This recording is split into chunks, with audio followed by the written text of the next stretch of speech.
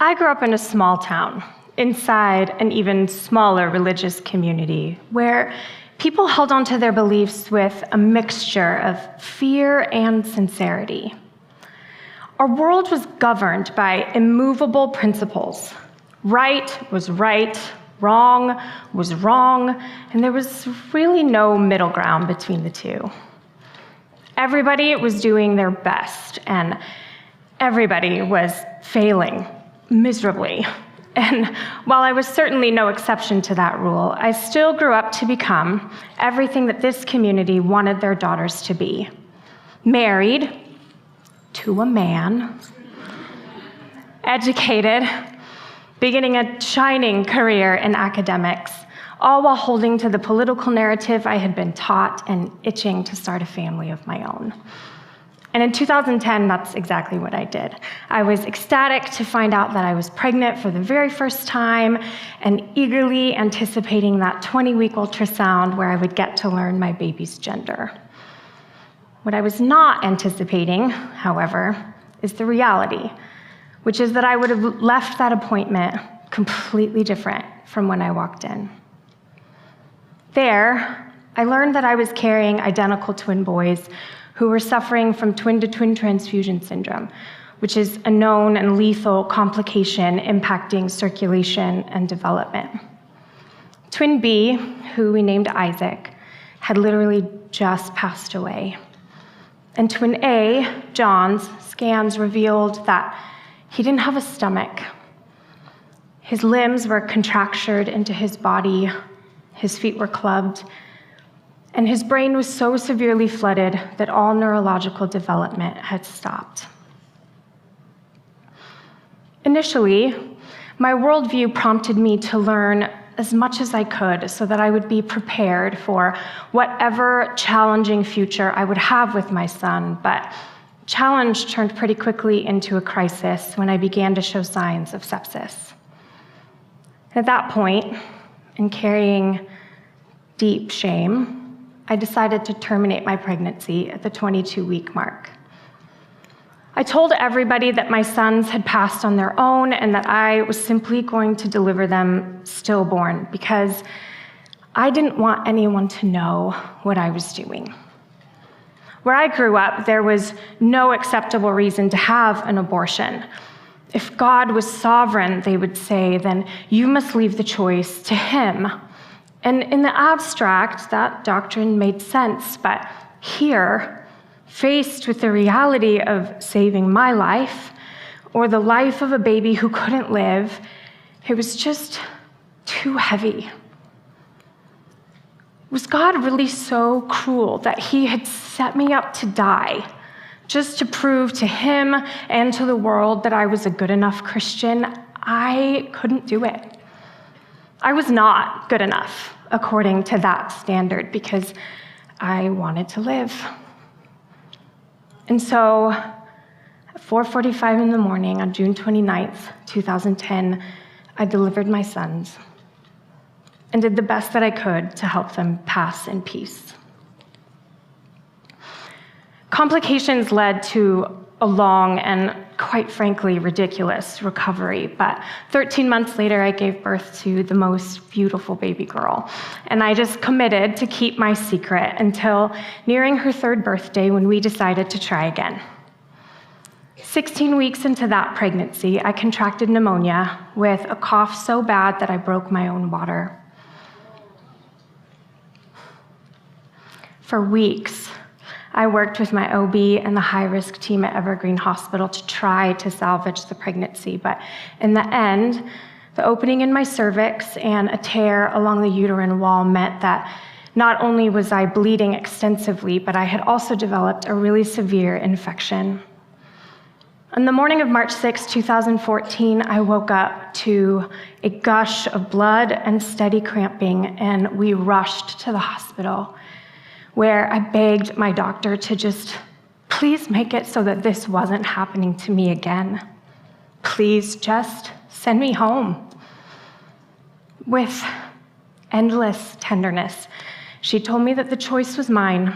I could go home if I wanted, but I was losing so much blood so quickly that she had no confidence that I would make it back to the hospital alive.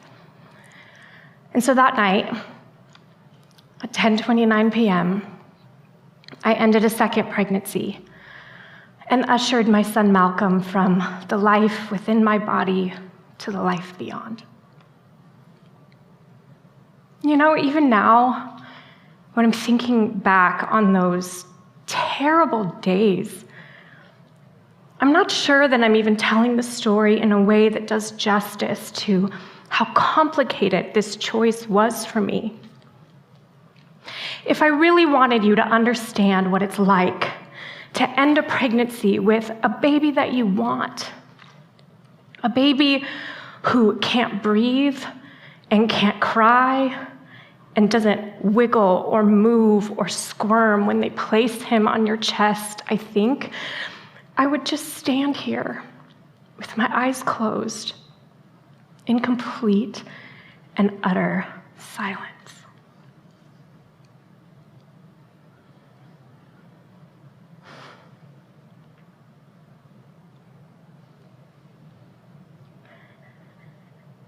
Because that's what it's like.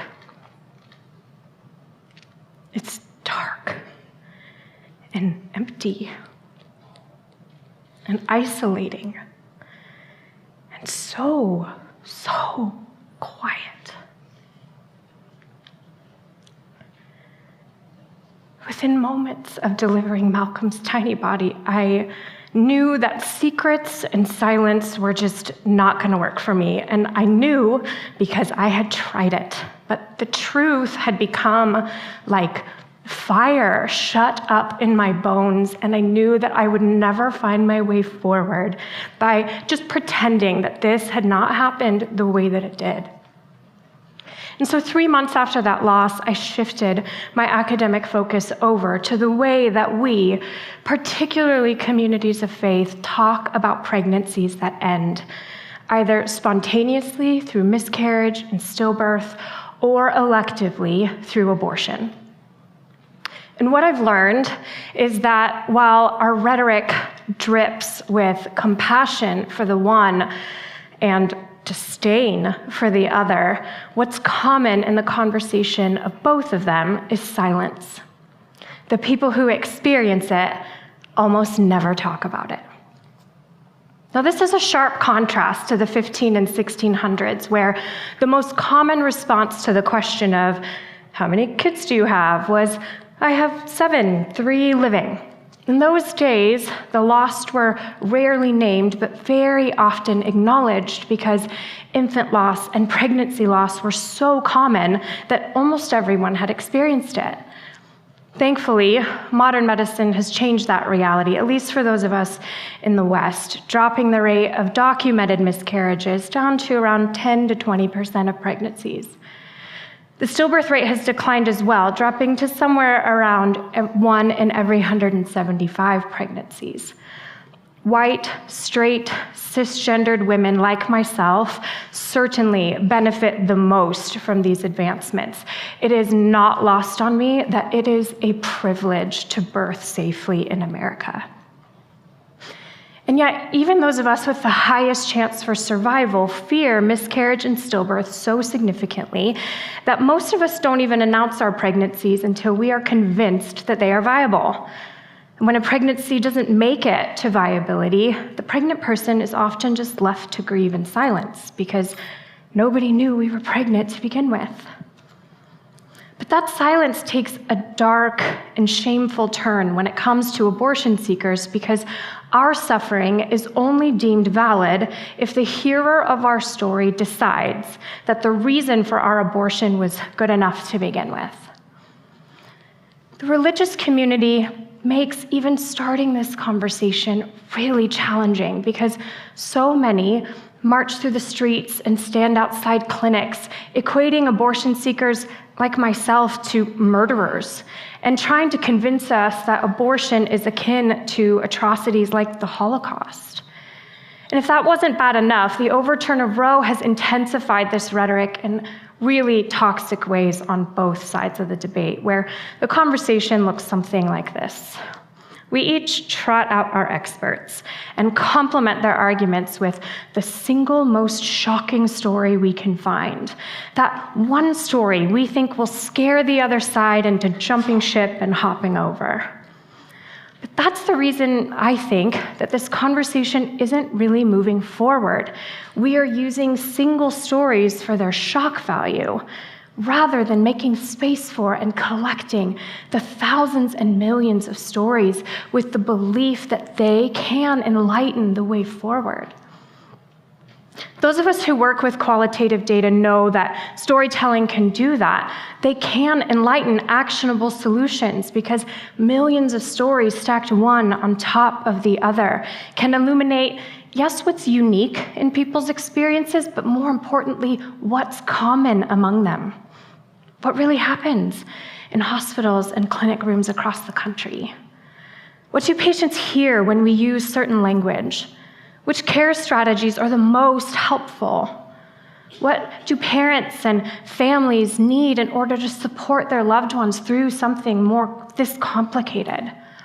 And most importantly, right now, which legislative initiatives are helping or are actively harming the birthing people like myself who just want to live?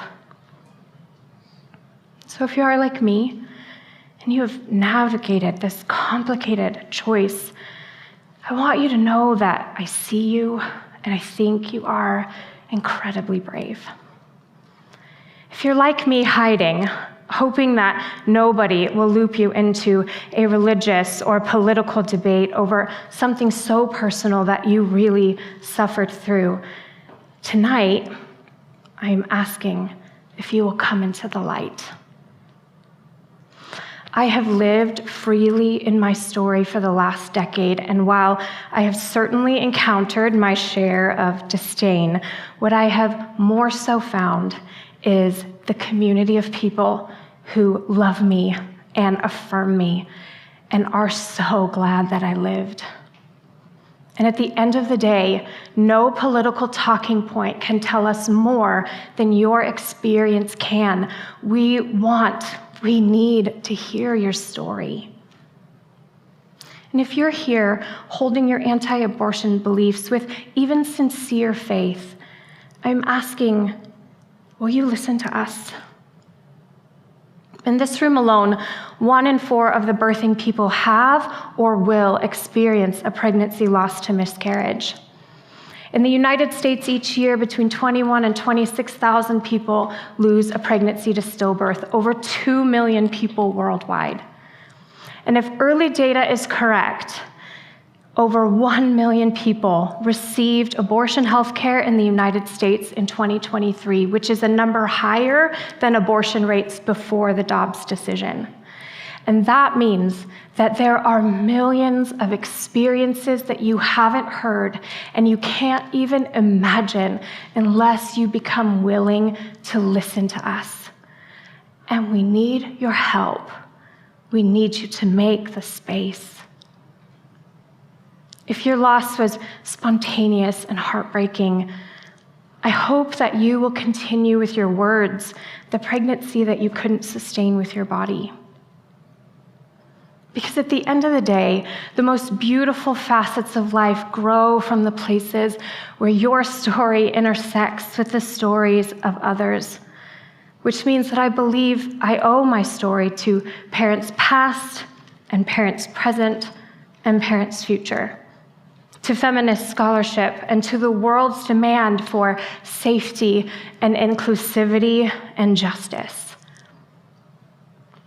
But more personally, maybe even more importantly, I owe it to the tiny lives that I loved and nurtured and hoped for, to the lives around which my pregnancy narrative first started. I owe it to my sons to tell the story that only I can tell, the story of our life together, regardless of how short it may have been.